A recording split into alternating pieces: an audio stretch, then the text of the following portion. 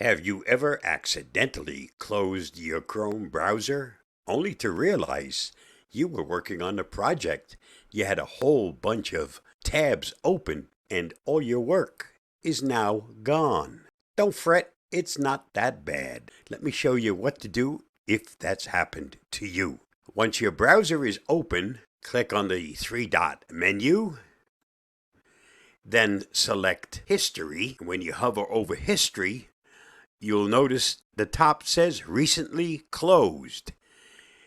Now, it gives you the list of the individual tabs, so if it's just a single tab that you're interested in restoring, just select it and it will reopen.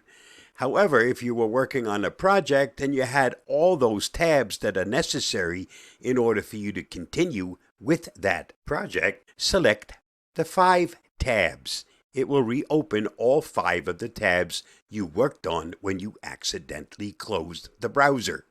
So let's do that. 5 tabs, restore window, and you'll now notice that all the windows have been restored in a new Chrome window. And everything I was working on is right back to where it was when I accidentally closed the browser. So if you make that mistake, don't fret.